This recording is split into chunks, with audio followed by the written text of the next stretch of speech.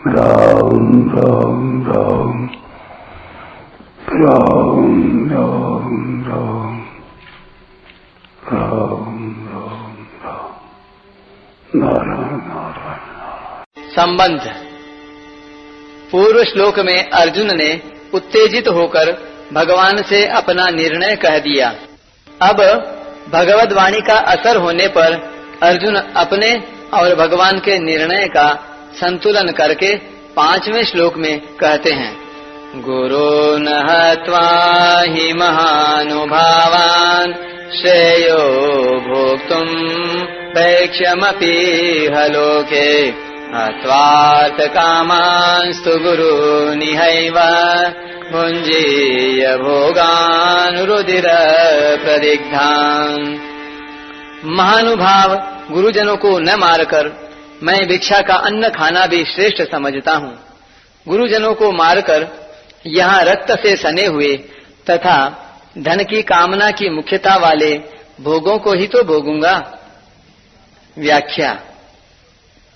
इस श्लोक से ऐसा प्रतीत होता है कि दूसरे तीसरे श्लोकों में भगवान के कहे हुए वचन अब अर्जुन के भीतर असर कर रहे हैं।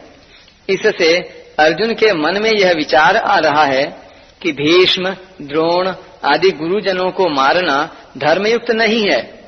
ऐसा जानते हुए भी भगवान मुझे बिना किसी संदेह के युद्ध के लिए आज्ञा दे रहे हैं, तो कहीं न कहीं मेरी समझ में ही गलती है।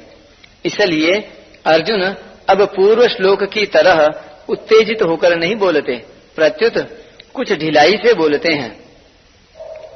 गुरून् हत्वा हि महानुभावान् श्रेयो भोक्तुम् भैक्ष्यमपीह लोके।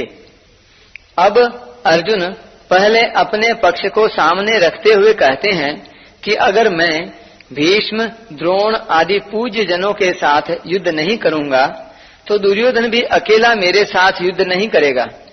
इस तरह युद्ध न होने से मेरे को राज्य नहीं मिलेगा, जिससे मेरे को दुख पाना पड़ेगा। मेरा जीवन निर्वाह भी कठिनता से होगा। यहाँ तक कि क्षत्रिय के लिए निषिद्ध जो भिक्षा वृत्ति है उसको ही जीवन निर्वाह के लिए ग्रहण करना पड़ सकता है, परंतु गुरुजनों को मारने की अपेक्षा मैं उस कष्टदायक भिक्षा वृत्ति को भी ग्रहण करना श्रेष्ठ मानता हूँ। यह लोके कहने का तात्पर्य है कि यद्यपि भिक्षा मांगकर खाने से इस संसार में मेरा अपमान तिरस्कार होगा, लोग मेरी निंदा करेंगे, तथापि गुरुजनों को मारने की अपेक्षा भिक्षा मांगना श्रेष्ठ है। अपि कहने का तात्पर्य है कि मेरे लिए गुरुजनों को मारना भी निषिद्ध है और भिक्षा मांगना भी निषिद्ध है, परंतु इन दोनों में भी गुरुजनों को मारना मुझे अधिक निषिद्ध दिखता है। हत्वार्थ कामांस्तु गुरूनिहैव भुञ्जीय भोगान् रुधिर प्रदिग्धान्। अब अर्जुन भगवान के वचनों की तरफ दृष्टि करते हुए कहते हैं कि अगर मैं आपकी आज्ञा के अनुसार युद्ध करूं तो युद्ध में गुरुजनों की हत्या के परिणाम में मैं उनके खून से सने हुए और जिसमें धन आदि की कामना ही मुख्य है ऐसे भोगों को ही तो भोगूंगा। मेरे को भोग ही तो मिलेंगे। उन भोगों के मिलने से मुक्ति थोड़े ही होगी, शांति थोड़े ही मिलेगी। यहाँ यह प्रश्न हो सकता है कि भीष्म, द्रोण आदि गुरुजन धन के द्वारा ही कौरवों से बंधे थे, अतः यहाँ अर्थ कामान पद को गुरून पद का विशेषण मान लिया जाए तो क्या आपत्ति है? इसका उत्तर यह है कि अर्थ की कामना वाले गुरुजन ऐसा अर्थ करना उचित नहीं है, कारण कि पितामह भीष्म, आचार्य द्रोण आदि गुरुजन धन की कामना वाले नहीं थे। वे तो दुर्योधन के वृत्ति भोगी थे, उन्होंने दुर्योधन का अन्न खाया था, अतः युद्ध के समय दुर्योधन का साथ छोड़ना कर्तव्य न समझकर ही वे कौरवों के पक्ष में खड़े हुए थे। दूसरी बात, अर्जुन ने भीष्म, द्रोण आदि के लिए महानुभावान पद का प्रयोग किया है, अतः ऐसे श्रेष्ठ भाव वालों को अर्थ की कामना वाले कैसे कहा जा सकता है? तात्पर्य है कि जो महानुभाव हैं वे अर्थ की कामना वाले नहीं हो सकते और जो अर्थ की कामना वाले हैं वे महानुभाव नहीं हो सकते। अतः यहाँ अर्थ कामान पद भोगान पद का ही विशेषण हो सकता है। विशेष बात, भगवान ने दूसरे तीसरे श्लोकों में अर्जुन के कल्याण की दृष्टि से ही उन्हें कायरता को छोड़कर युद्ध के लिए खड़ा होने की आज्ञा दी थी, परंतु अर्जुन उल्टा ही समझे, अर्थात वे समझे कि भगवान राज्य का भोग करने की दृष्टि से ही युद्ध की आज्ञा देते हैं। टिप्पणी, केवल भौतिक दृष्टि रखने वाले मनुष्य कल्याण की बात सोच ही नहीं सकते। जब तक भौतिक पदार्थों की तरफ ही दृष्टि रहती है तब तक आध्यात्मिक दृष्टि जागृत नहीं होती। यहाँ अर्जुन की दृष्टि में शरीर आदि भौतिक पदार्थों की मुख्यता हो रही है। वे कौटुंबिक मोह ममता में फंसकर धर्म को भी भौतिक दृष्टि से ही देख रहे हैं। भौतिक यानी प्राकृत दृष्टि से अत्यंत विलक्षण आध्यात्मिक दृष्टि की तरफ अभी अर्जुन का ख्याल नहीं है, अर्थात उनकी दृष्टि भौतिक राज्य से ऊपर नहीं जा रही है और वे कौटुंबिक मोह ममता के प्रवाह में बह रहे हैं।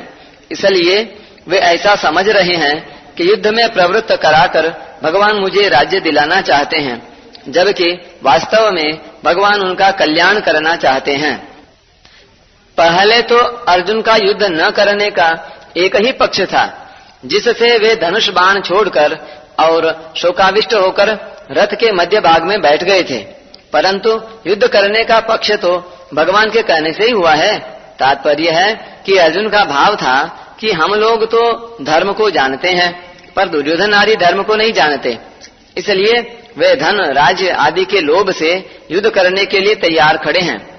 अब वही बात अर्जुन यहाँ अपने लिए कहते हैं कि अगर मैं भी आपकी आज्ञा के अनुसार युद्ध करूं तो परिणाम में गुरुजनों के रक्त से सने हुए धन राज्य आदि को ही तो प्राप्त करूंगा। इस तरह अर्जुन को युद्ध करने में बुराई ही बुराई दिखाई दे रही है।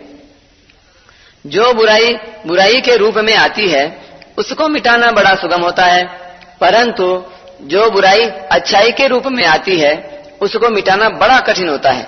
जैसे सीता जी के सामने रावण और हनुमान जी के सामने कालनेमी राक्षस आए तो उनको सीता जी और हनुमान जी पहचान नहीं सके, क्योंकि उन दोनों का वेश साधुओं का था।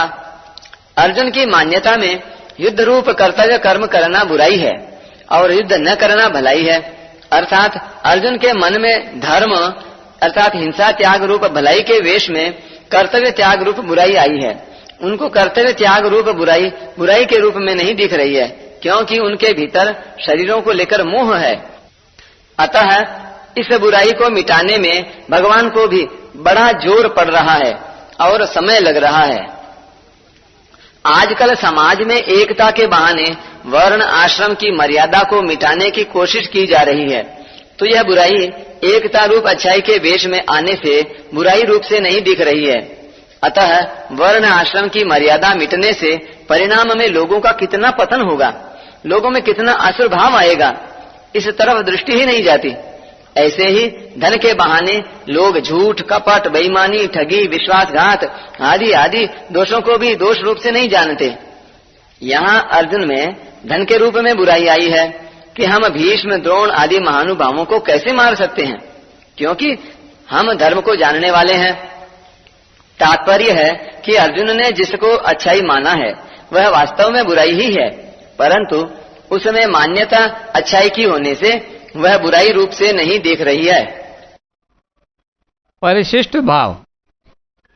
महानुभावान भीष्म द्रोण आदि गुरुजनों का अनुभाव भीतर का श्रेष्ठ भाव है, शुद्ध है, क्योंकि युद्ध करते हुए भी उनमें पक्षपात नहीं है।